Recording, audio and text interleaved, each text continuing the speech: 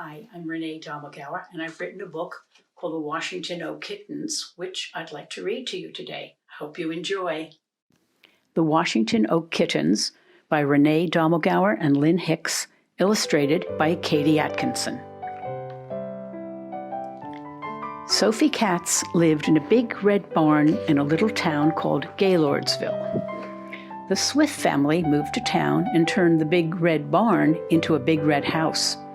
They were a large family with 3 noisy children and 6 frisky puppies. Sophie was afraid of people and dogs, and she would soon have her very own kittens, maybe 2 or 3 or 4. So this was no place for Sophie. She needed a new home. She asked her friends for help.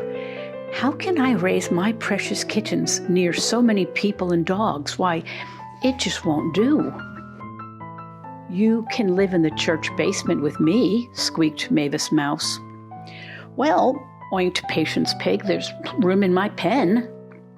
You're surely welcome to share a corner of my pasture, mooed Kate Cow. She thanked her friends, but no, their places wouldn't work. Too messy, too noisy, too cold, and too many people. She didn't know what to do. She looked up to see her uncle, Henry Katz. How about the old tree on the village green? He asked her. Some big branches fell off last year and made a deep hollow in it. There should be plenty of room for you or 2 or 3 or 4 little kittens, he said. I'll go and see it, said Sophie. Thanks, Uncle Henry. Sophie really liked the big old tree. If she climbed up a bit, she could squeeze through the small dark opening and into the cozy, safe hollow. It was just what she'd been looking for. A few days later, Uncle Henry came to call. He found Sophie cuddled up with her 3 tiny newborn kittens, Mary, Jacob, and Nathaniel. They were perfect, all black and glossy with bright blue eyes. And their new home in the tree was perfect too. It was warm and quiet and perfectly safe. As night fell, the kittens slept, and Uncle Henry began to tell Sophie the tale of her new home. This tree was planted here in the village green more than 300 years ago, in 1703. It was just a little skinny sapling then, but because everyone took good care of it, it grew and grew, and soon it was as tall as a barn and very strong. Its beautiful leafy branches spread out over the green.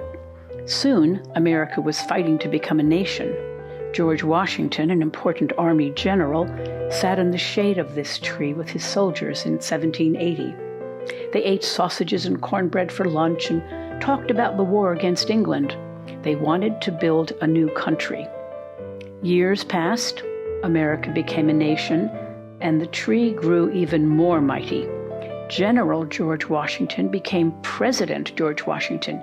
He was the first president of the United States of America. The townsfolk named the tree in his honor. They called it the Washington Oak. The tree was a treasure to the town. Everyone loved it. There were picnics under it, 4th of July parades in front of it, and always children climbing high in its branches. So you see, Sophie, this tree has always been special here in Gaylordsville. But Uncle Henry, it's so quiet here now. Where are all the children and moms and dads? She asked. Well, Sophie, just like people, trees change. After more than 300 years, the Washington Oak is getting weak, so children can't climb high in its branches anymore, and families can't picnic under it anymore. They've been very kind to this old tree. Sophie's kittens meowed and went back to sleep. It was late. The church bells chimed 12 times. Midnight. I better be going, said Uncle Henry. He put on his hat and scarf and scurried out of the tree. Thanks for sharing the story of our new home, Uncle Henry, and thanks for helping us find it. You're welcome, Sophie, he called up to her. That night, as the little furry family slept, a storm swept through town. Trash cans blew over, trees bent low. Rain washed the golden oak leaves down the paths. Uncle Henry's hat blew off and sailed through the air. Crash! A fierce bolt of lightning struck the mighty Washington Oak. The noise woke Sophie and her kittens. The sky turned black. Crack! A giant limb broke off. Rain poured into their cozy little tree home. They scurried deeper into the tree to stay dry and safe. The next morning, the sun was shining brightly. From deep inside the Washington Oak, Sophie and her kittens peeked out. Everyone in town had come to see the sad, broken tree. The town workers, with their big saws, said, "Guess we'll have to chop it down." The preservationists, they're the people who protect the town's beautiful trees and houses, said, "Oh, no, you don't." The tree doctor examined it and said, "Doesn't look good." The photographer from the newspaper took lots of pictures, click, click, click. And the neighbors, with tears in their eyes, said, "We're going to miss this old tree." Sophie was frightened. What would become of her cozy new home, she wondered. Just then, she looked up to see Mrs. Swift and Mrs. Templeton peering down at her and the kittens. "Oh, my goodness," said Mrs. Swift, "there's a family of little kittens in the tree."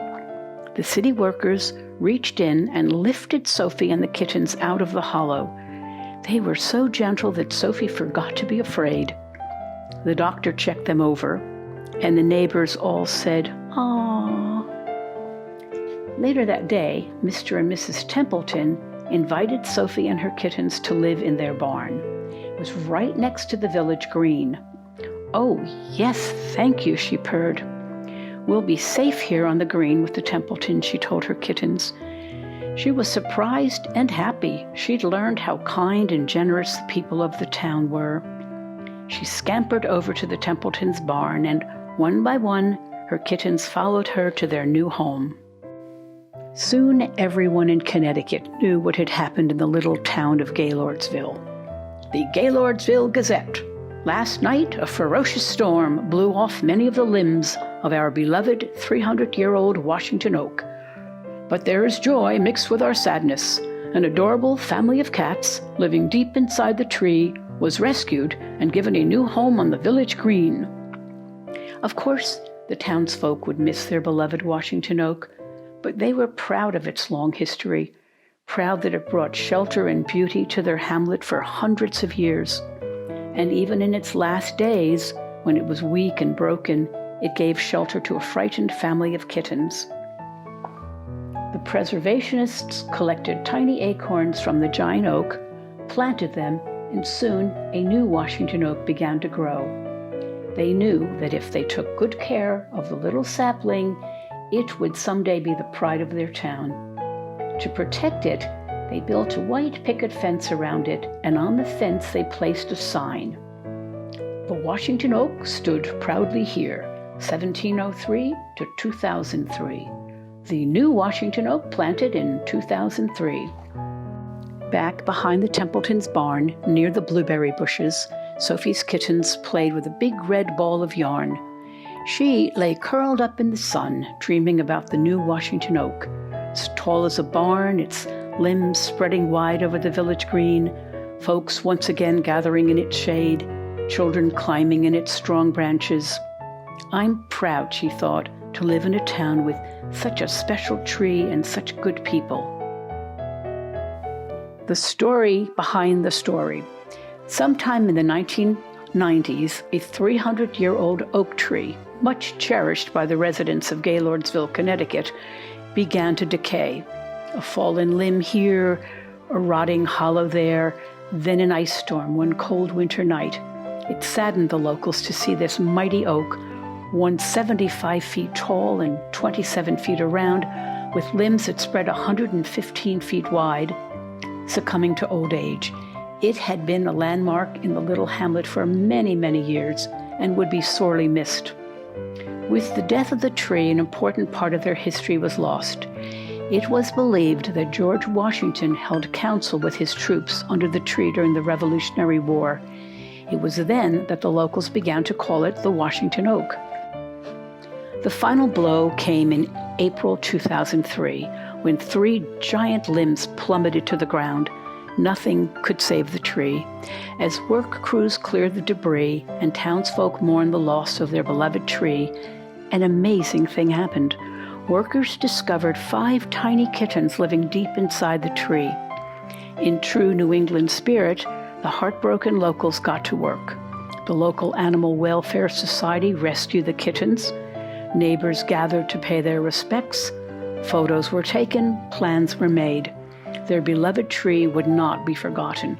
To be certain that it would live on, acorns from the old tree were planted, and today a healthy sapling grows nearby. A plaque, placed on the site by the Connecticut Daughters of the American Revolution, ensures that all who pass by will know that a grand tree once stood there. You can visit the new Washington Oak at the intersection of Gaylord and Newton Roads in Gaylordsville, Connecticut. The end.